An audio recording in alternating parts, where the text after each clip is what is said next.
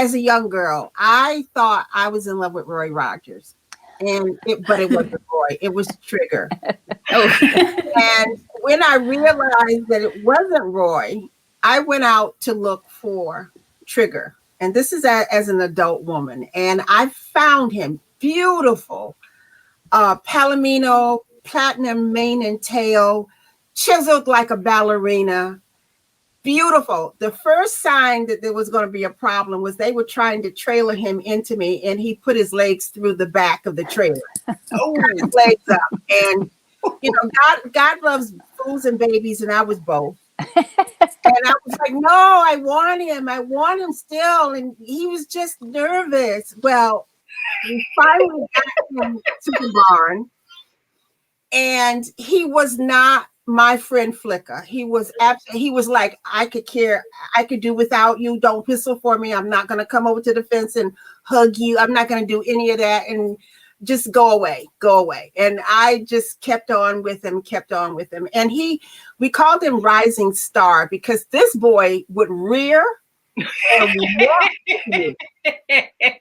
He would do a dance with you up in the air. And again, being a fool and a baby, I was like, oh, that's so cute. And I'm thinking, you know, my mother's screaming, he's going to kill her. And I'm like, you just don't understand.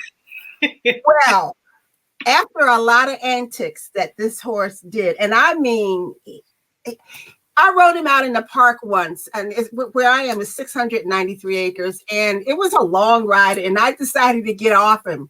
And he was like, well, too bad, chick, because you can't get back on now. We're going to have to walk home. I'm like, please don't make me walk home. Please, Star, let me get back on. He was like, nope. Well, I had one of those days. I had a death in the family, and it really rocked me.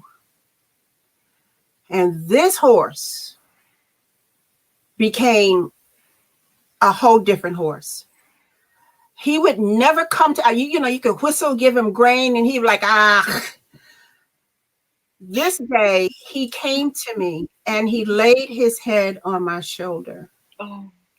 And I didn't move because I wasn't really sure if he was laying his head on my shoulder to bite me or something. I left it there, and he just laid it there. He knew I was heartbroken. He showed me his compassion. He showed me he knew. And I was hiding it. I was actually hiding it from everybody. But he knew. And I just stood there, and he just laid his head there, and we stayed there for I don't know how long. And then he finally just lifted his head and he walked off. And when he walked off, he turned back and looked at me as to say, are you okay? Are you okay now? And that did it for me. That was my rising star. And now the day after that, he was back to, go away. But it was, he knew, he just knew. And so forever. And he was such a beautiful horse. He was absolutely Trigger. He will always be in my heart. He passed in 2005. And I had to, after struggling for hours to see if we could save him, I had to finally give the vet the go-ahead to let him go on to a better pasture. And there will never be another Star. Well, it's that connection that goes straight to our heart that makes loss hard, but it makes being with the horse wonderful.